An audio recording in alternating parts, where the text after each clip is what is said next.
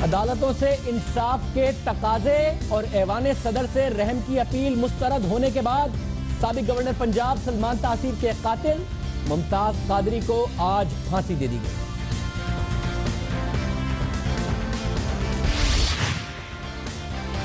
Oscar goes to A Girl in the River, The Price of Forgiveness, Sharmeen Obaid. Thank God I have two of them now. This week, the Pakistani Prime Minister has said that he will change the law on honor killing after watching this film. That is the power of film. और शर्मीन उबैद चुनाय ने एक बार फिर Oscar का मैदान मार लिया। सारी दुनिया पाकिस्तानी खवातीन को सलाम पेश कर रही है और खुद पाकिस्तान में खवातीन ही को नहीं, उनके तहफ्फुज़ के कानून को भी मुखालफत का सामना है।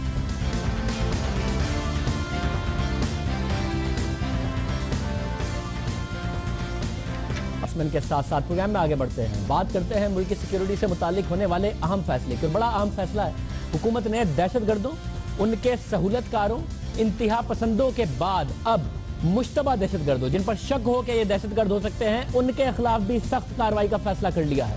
मुल्क भर में अब मुश्तबा अफराद के खिलाफ भी सख्त कार्रवाई होगी। वजारत दाखिला में आज वफाकी वजीर दाखिला चौधरी निसार की सदारत में अहम इजलास हुआ, जिसमें शेड्यूल 4 में शामिल कलदन तंजीमों के साथ साथ इंसानी स्मगलर्स के खिलाफ सख्त कार्रवाई का फैसला किया गया। पहले हम आपको यह बता दें कि शेड्यूल 4 होता क्या है। यह शेड्यूल इंसदादे दहशतगर्दी एक्ट 1997 की एक शिक है, जिसके तहत हुकूमत चाहे वफाकी हो या सूबाई, ऐसे अफराद पर कड़ी नजर रखती है जो मुश्तबा सरगर्मियों में मुलविस हो। अब हुकूमत इन मुश्तबा अफराद पर सिर्फ नजर ही नहीं रखेगी, बल्कि इन मुश्तबा अफराद की सफरी दस्तावेजात को मनसूख किया जाएगा। यही नहीं, इन अफराद के शनाख्ती कार्ड भी ब्लॉक किए जाएंगे। इसके अलावा इन मुश्तबा अफराद को ना तो ड्राइविंग लाइसेंस जारी होंगे, ना ही मोबाइल फोन की सिम्स जारी की जाएंगी। शेड्यूल 4 में शामिल तमाम अफराद बैंक अकाउंट्स भी नहीं खुलवा सकेंगे। मुल्क भर में शेड्यूल 4 में शामिल मुश्तबा दहशतगर्दों की तादाद 8000 से भी जायद है। यानी इन तमाम 8000 अफराद के सफरी दस्तावेजात, इन तमाम 8000 अफराद के शनाख्ती कार्ड ब्लॉक होंगे, इन तमाम 8000 अफराद के बैंक अकाउंट्स मुंजमद होंगे, बैंक अकाउंट्स ये नहीं खुलवा सकेंगे और इन पर कड़ी निगरानी साथ साथ रखी जाएगी। सबसे ज्यादा अफराद खैबर पख्तूनख्वा से हैं। KPK से 5411 मुश्तबा अफराद शेड्यूल 4 में शामिल हैं। इसके बाद पंजाब से 2120 अफराद शेड्यूल 4 में शामिल हैं। लेकिन खैबर पख्तूनख्वा और पंजाब के मुकाबले में सिंध और बलूचिस्तान में मुश्तबा दहशतगर्दों की तादाद खासी कम है। जराए के मुताबिक सिंध से 578, बलूचिस्तान से 497 मुश्तबा अफराद दहशतगर्द शेड्यूल 4 में शामिल हैं और अब सिर्फ इन पर नजर नहीं रखी जाएगी, इनके साथ वो रवैया भी होगा जिसका हम जिक्र कर चुके हैं। इसी तरह इस्लामाबाद से 117 और गिलगित बल्तिस्तान से 57 मुश्तबा अफराद शेड्यूल 4 में शामिल हैं और अब इन 8000 से ज्यादा अफराद की सिर्फ निगरानी नहीं होगी, बल्कि इनके खिलाफ सख्त कार्रवाई होगी। अहम खबर है, दहशतगर्दी के खिलाफ जंग में इस फैसले के मजीद हौसला अफजा नताइज सामने आएंगे कि अब इन अफराद पर नजर रखने के साथ साथ इनके बैंक अकाउंट्स नहीं खुलेंगे, इनके शनाख्ती कार्ड मनसूख होंगे, इनकी सफरी दस्तावेजात मनसूख होंगी, नए शनाख्ती कार्ड इनको इशू नहीं किए जाएंगे।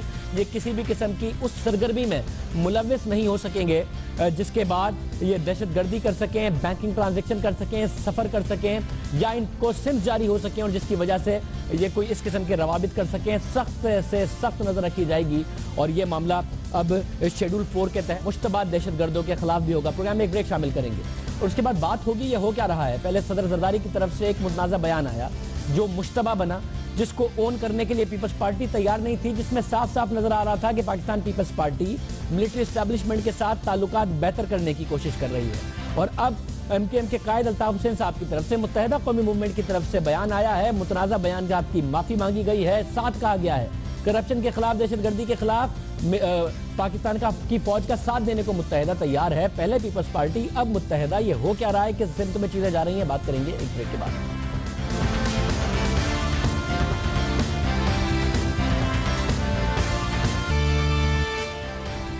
बात करेंगे MKM के कायद के मुतनाज़े बयानात की। MKM के कायद ने अस्करी क़यादत से मुताल्लिक मुतनाज़े बयानात पर मुआज़रत कर ली है और मुत्तहिदा कौमी मूवमेंट के कायद ने पिछले दिनों जो तकारीर की, अपने ऊपर बैन लगने के बाद भी जो तकारीर की, उसमें भी सख्त तनकीद का निशाना बना रहे थे वो कुछ ख़ास शख्सियात को भी फ़ौज में, और इसके अलावा भी उन्होंने इंतहाई सख्त तकारीर की थी।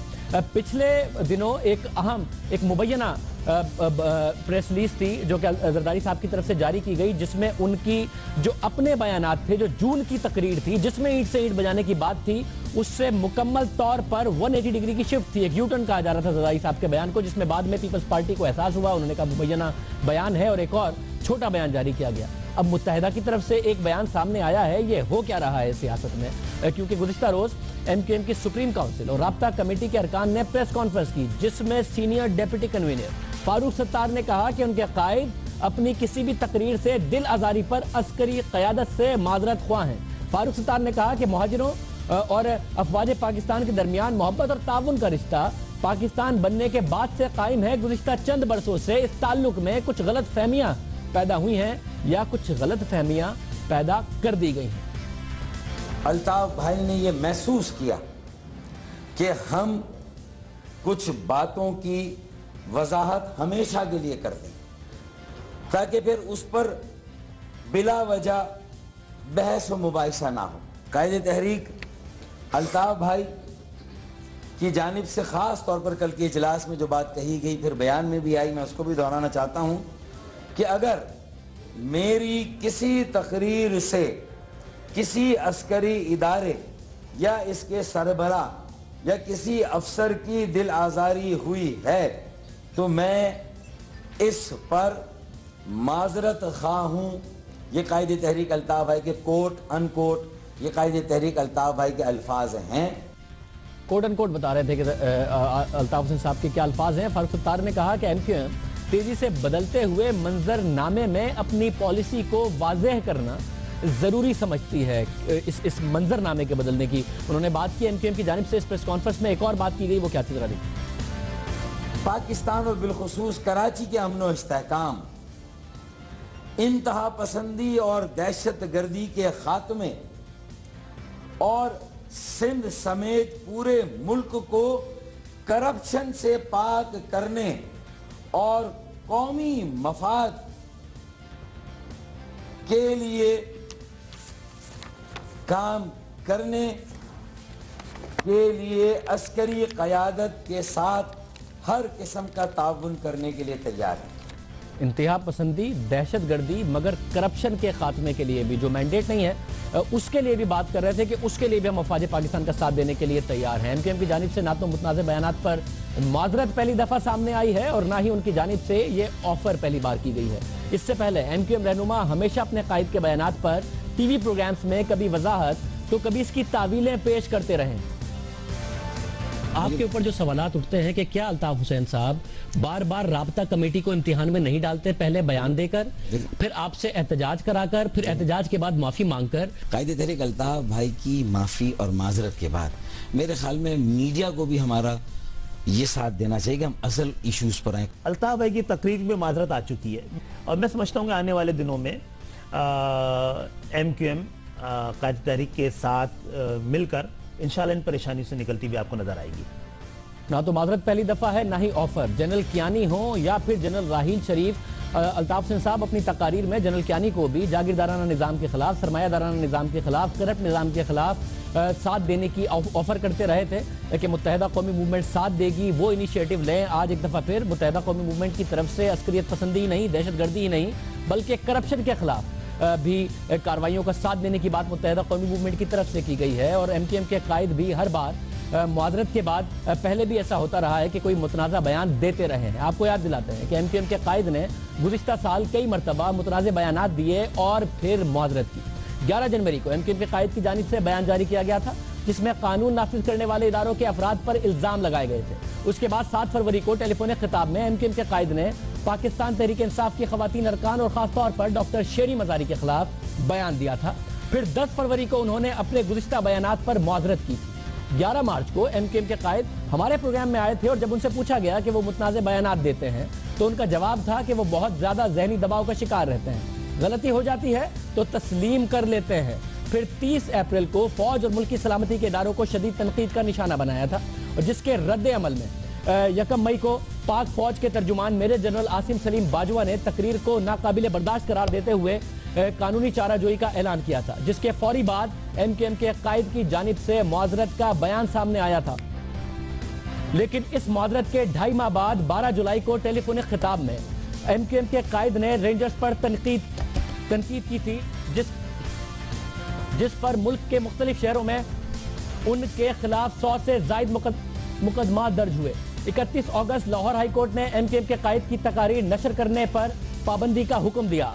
7 सितंबर को लाहौर हाई कोर्ट ने MQM के कायद की तकरीर, बयानात, सरगर्मियों और तकारीर नशर और अखबारात में ताहुक्म सानी शाया ना होने का हुक्म दिया। और इसी दौरान 30 सितंबर को अलग सुबह MQM के कायद की जानिब से बयान जारी हुआ, जिसमें उनका कहना था कि उन्हें हुकूमत पाकिस्तान, फौज और फौजी एजेंसियों के जरिए मुल्क मिलकर बरतानिया में हर कीमत पर कत्ल करने का मंसूबा बनाया जा चुका है। यह सख्त बयान उनकी तरफ से दिया गया था।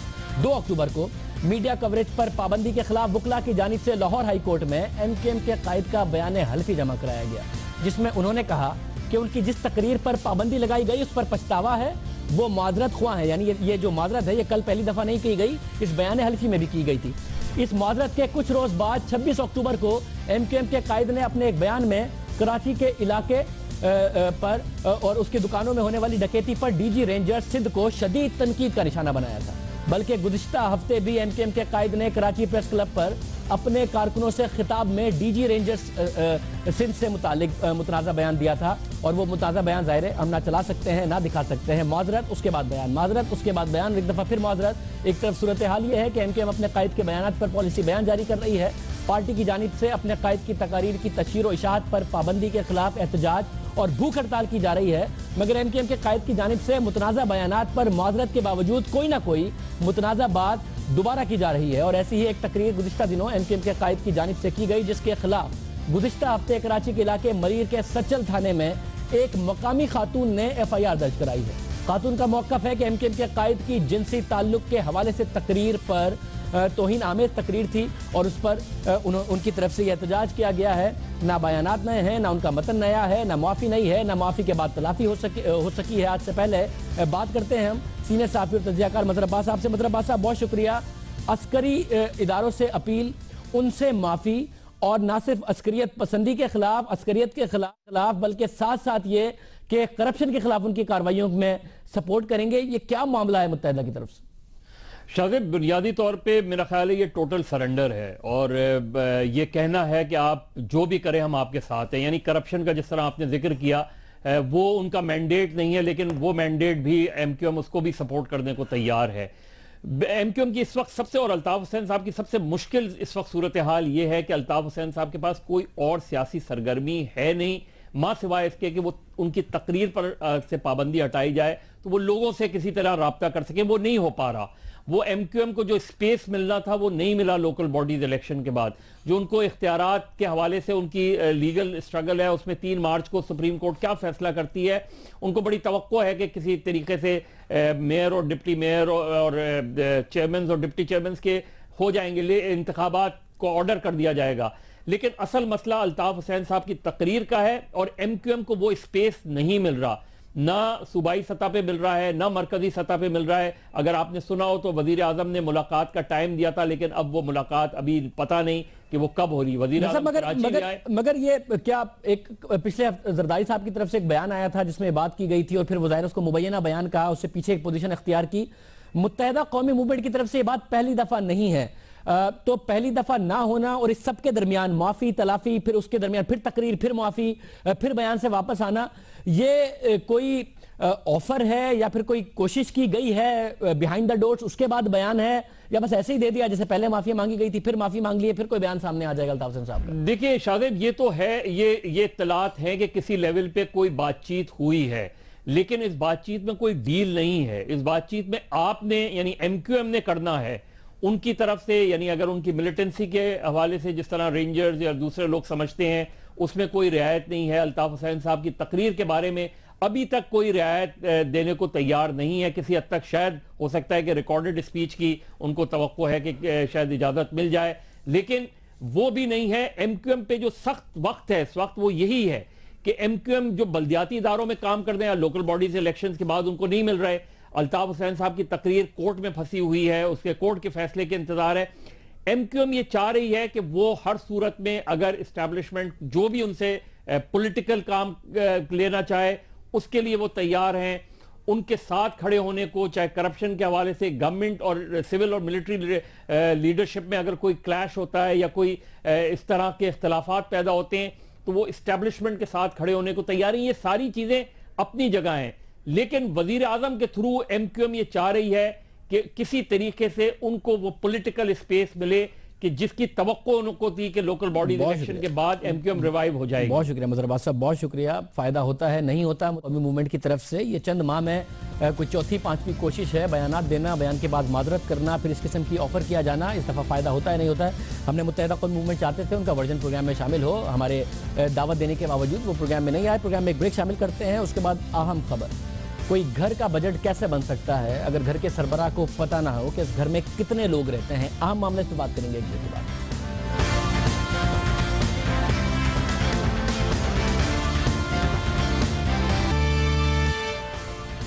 बात करेंगे एक अहम मसले की। दुनिया में एक ऐसा घर भी है जिसके सरबराह को यह तक मालूम नहीं कि उसके घर में कितने लोग रहते हैं। और आज से नहीं, गुज़िश्ता 8 बरस से घर के सरबराह के इल्म में ही नहीं है कि उसके साहिबान तले कितने अफराद का बसेरा है। और इस घर के सरबराह बदलते रहे हैं और बदलते बदलते साल हर साल की पॉलिसी बता रहे हैं कि 2025, 2030, 2035 का पाकिस्तान कैसा होगा, मगर उन्हें यह नहीं पता कि घर में लोग कितने रहते हैं। और ये घर है पाकिस्तान, जहां 1998 के बाद से मर्दमशुमारी नहीं हुई। यानी हुकूमत गुज़िश्ता 18 बरस से ये नहीं जानती कि अब मुल्क की आबादी कितनी है। जब घर के सरबराह ही को मालूम नहीं होगा कि उसके घर में कितने लोग रहते हैं, वो कैसे घर का बजट बनाएगा, वो कैसे मुस्तकबिल का लाए अमल बनाएगा, वो कैसे सोशो इकोनॉमिक प्लानिंग करेगा। सिर्फ यही नहीं, इख्तिदार, इख्तियार, ताकत और पैसा किस सूबे को कितना मिलेगा, ये फैसला भी मर्दमशुमारी के बाद सामने आने वाले इदादो शुमार करेंगे।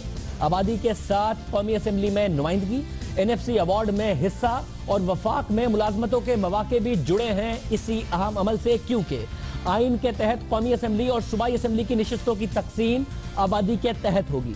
जिस सूबे की आबादी ज्यादा होगी, कौमी असम्बली में उसका हिस्सा भी ज्यादा होगा। और आइन के तहत सूबों को वसाइल की मुंतकली नेशनल फाइनेंस कमीशन के जरिए होती है और NFC अवार्ड वसाइल का 82% से जायद आबादी की बुनियाद पर तकसीम करता है।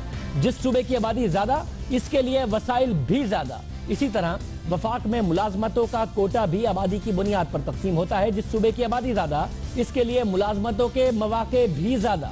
मर्दमशुमारी एक अहम कौमी मसला है, लेकिन ये अहम आईनी तकाजा और जरूरत सियासत की नजर होती दिखाई दे रही है।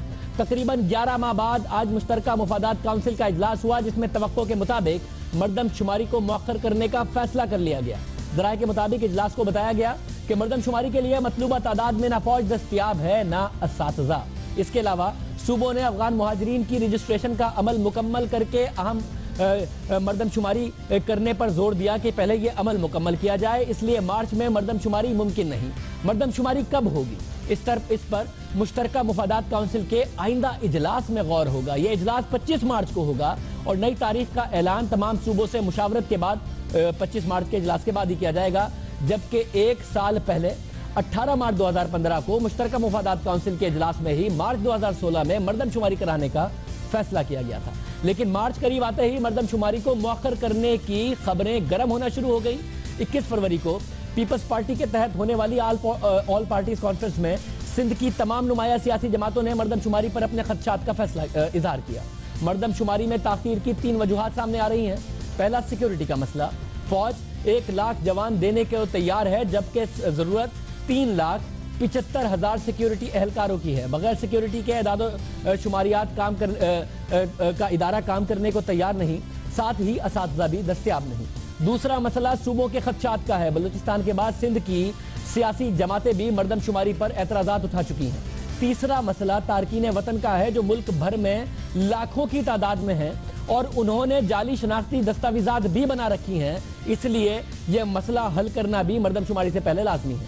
कौमी सियासी क़यादत को ये बात समझना होगी कि मर्दमशुमारी पाकिस्तान के मुस्तकबिल के लिए बहुत ज़रूरी है, क्योंकि क़याम पाकिस्तान के सिर्फ 4 साल बाद पहली मर्दमशुमारी 1951 में हुई और उसी की बुनियाद पर मुल्क का पहला तरक्याती प्लान बना और इक़्तिसादी तरक्की का सफ़र शुरू हुआ।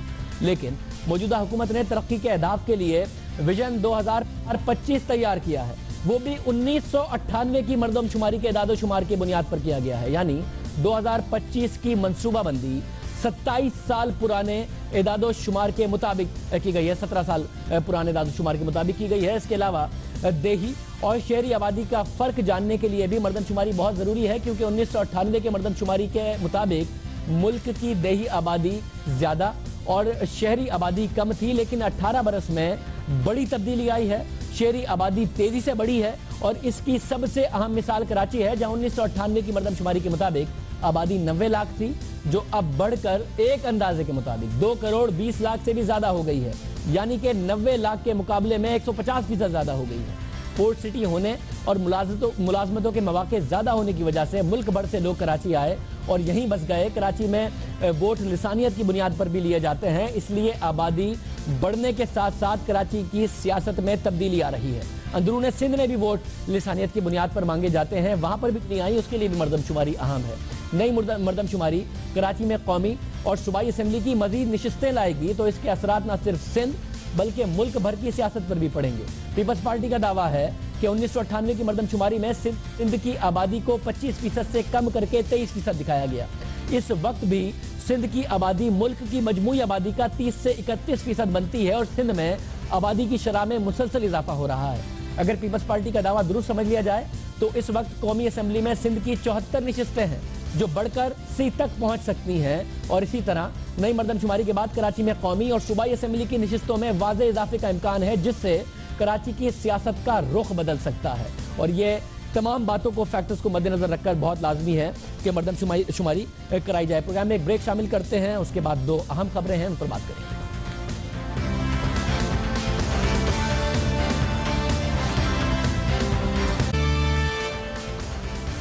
पाकिस्तान में खवातीन और पाकिस्तान की खवातीन, ये लफ्ज़ों की हेरा फेरी नहीं, मंजर अलग हैं, हकाइक अलग हैं, वाक़यात अलग हैं। पाकिस्तान की खवातीन दुनिया की नज़र में कामयाबी के झंडे गाड़ रही हैं। दुनिया पाकिस्तान की खवातीन के कारनामे को सराह रही है, उन्हें एजाज़ दे रही है। मलाला यूसुफजई, शर्मीन उबैद चुनॉय या फिर नरगिस मावलवाला, यही खवातीन दुनिया में पाकिस्तान की शनाख्त बन रही हैं। लेकिन पाकिस्तान में खवातीन के हक की बात करना मायूब हो गया है।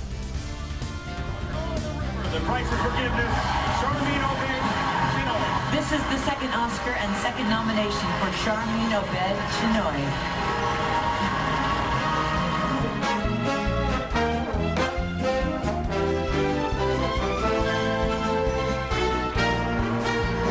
This week, the Pakistani Prime Minister has said that he will change the law on honor killing after watching this film. That is the power of film.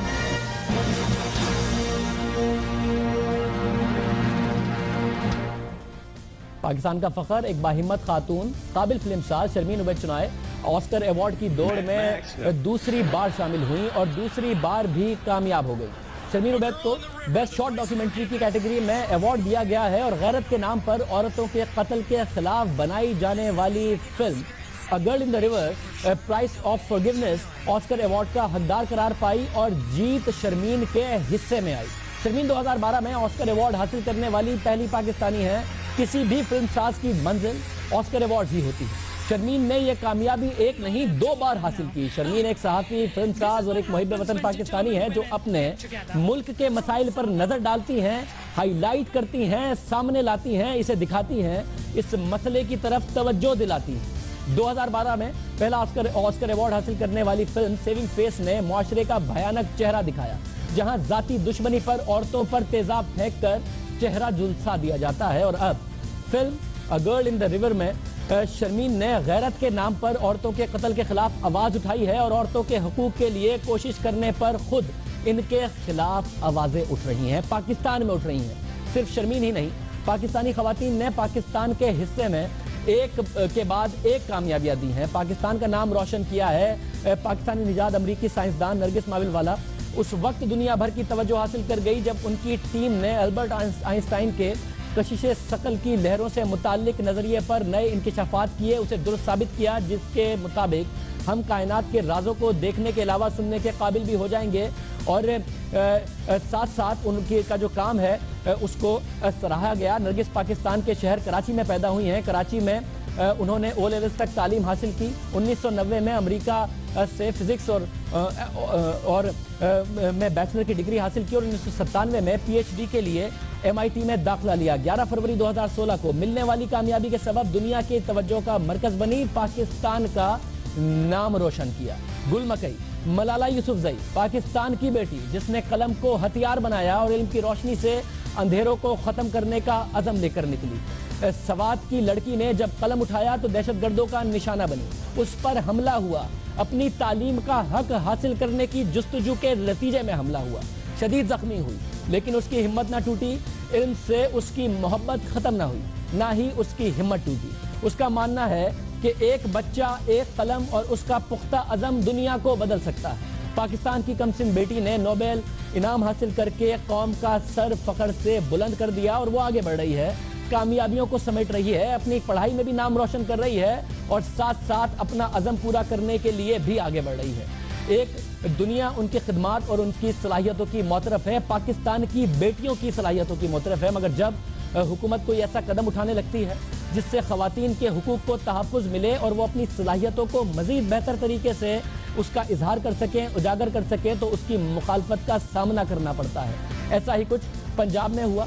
ख़वातीन पर तशद्दुद की रोकथाम के लिए पंजाब असेंबली में बिल पेश हुआ और आज पास भी हो गया, लेकिन एक तरफ इस बिल की मुखालफत शुरू हो गई तो दूसरी तरफ इसका मजाक भी उड़ाया गया। और किस तरह उड़ाया गया, पाकिस्तान के मेन स्ट्रीम पॉलिटिशियंस ने उड़ाया। कैसे उड़ाया, जरा देखिए। आज के बाद बीवी को शौहर कहा जाएगा और शौहर को बीवी कहा जाएगा। ये इसको कहते हैं हमारे इस्तिलाह में जन मुरीद। हम तो आज तक सोचते थे कि हमारे वज़ीर आला साहब अपने आप को खादिम आला क्यों कहते हैं, अब पता चला कि वो घर से खादिम आला हैं। कि मुस्लिम लीग नून और PTI ने मिलकर पास किया है। मगरिब की तकलीद कदर मुश्तरक है, तो अब तो हम शौहरों के हुकूक की तहरीक शुरू करेंगे। हैट्रिक की यके बाद दीगरे 3 दफ़ा शदीद तनकीद का निशाना इस बिल को बनाया। जब खवातीन के साथ ज्यादती होती है, रेप केसेस सामने आते हैं, इसके अलावा ऑनर किलिंग उनकी होती है, उनके जब चेहरे जला दिए जाते हैं, तो पाकिस्तान की मेन स्ट्रीम सियासी क़यादत जिसमें मौलाना फजल रहमान साहब भी शामिल हैं, इतने सख्त बयानात उनकी तरफ से सामने नहीं आए। इस तरीके से वो एक बिल का मजाक उड़ा रहे थे जो खवातीन को प्रोटेक्ट करने के लिए बनाया गया है। इसकी बिल की मुखालफत करने वाले शायद खवातीन पर होने वाले मजालिम से वाकिफ नहीं है। पाकिस्तान में सालाना 1000 खवातीन गैरत के नाम पर कत्ल की जाती हैं। आज की तारीख अहम है। शर्मीन उबैद की गैरत के नाम पर बनने वाली फिल्म ऑस्कर अवार्ड की हकदार ठहरी और आज ही की तारीख में पंजाब में खवातीन पर तशद्दुद से तहफ़्फ़ुज़ का बिल गवर्नर पंजाब के दस्तखत के बाद बाकायदा कानून बन गया और लाहौर की अदालत ने, लाहौर हाई कोर्ट ने गैरत के नाम पर 2009 में बहन को कत्ल करने वाले 2 भाइयों को सजाए मौत भी सुनाई। मकतूल सबा को उसके भाइयों ने पसंद की शादी करने पर कत्ल कर दिया था। खवातीन के हकूक का बिल पंजाब में कानून बन गया है, उस पर अमल दरामद शहबाज शरीफ इंतजामिया के लिए एक बहुत ही अहम टेस्ट केस होगा। बाकी सूबों को भी इस बात को यकीनी बनाना होगा कि खवातीन के साथ किसी भी किस्म की नाइंसाफी ना हो, उनकी जिंदगी के हर शोबे में मसावी हुकूक और मौके मैसर हों और उन्हें पूरा मौका मिले मर्दों के शाना बशाना खड़ा होने का, अपनी जिंदगियों में बेहतर कारकर्दगी दिखाने का, अपनी सलाहियतों का लोहा मनवाने का, जिस तरीके से मर्दों को मौके मिलते हैं। अगर ऐसा हो गया तो शर्मीन, मलाला और नरगिस मावलवाला जैसी खवातीन सामने आ सकेंगी, अपना किरदार अदा कर सकेंगी, सोसाइटी बेहतर करने में, पाकिस्तान को आगे बढ़ाने में। प्रोग्राम में आगे बढ़ते हैं, जिक्र करते हैं सदर मुमलिकत की उनके रूबरू जो अपील थी वो मुस्तरद होने के बाद आज साबिक गवर्नर पंजाब सलमान तासीर के कातिल मुमताज कादरी को रावलपिंडी की अडियाला जेल में फांसी दे दी गई। सलमान तासीर के कातिल को फांसी दिए जाने का मामला इंतहाई खुफिया रखा गया और इस बारे में पंजाब के महकमा जेल खाना जात के चंद अफसरान ही बाखबर थे। इस मौके पर रावलपिंडी में सिक्योरिटी के सख्त इंतजाम किए गए और आपको याद दिला दें कि सिक्योरिटी स्क्वाड में शामिल मुमताज कादरी ने 4 जनवरी को 2011 को उसी गवर्नर पंजाब सलमान तासीर को कत्ल कर दिया था इस्लामाबाद की कोसार मार्केट में, जिसकी हिफाजत की कानूनी जिम्मेदारी इसे दी गई थी। और गिरफ्तारी के बाद अपने एतराफी बयान में मुमताज कादरी ने कहा था कि तौहीन रिसालत के कानून में तरमीम की हिमायत करने पर सलमान तासीर को मौत के घाट उतारा। इंसदाद दहशतगर्दी की अदालत ने 1 अक्टूबर 2011 को गवर्नर पंजाब सलमान तासीर के कत्ल के जुर्म में मुमताज कादरी को एंटी टेररिस्ट एक्ट की सेक्शन 7 और ताज़ीरात पाकिस्तान की दिफात के तहत एलीट फोर्स के मुमताज कादरी को 2 मरतबा सजाए मौत की सजा सुनाई थी, जिसके बाद इस्लामाबाद हाई कोर्ट ने मुमताज कादरी की दरख्वास्त पर इंसदाद दहशतगर्दी के तहत सजा को कलअदम करार देकर पाकिस्तान पीनल कोड की दफात के तहत सजाए मौत का हुक्म बरकरार रखा था।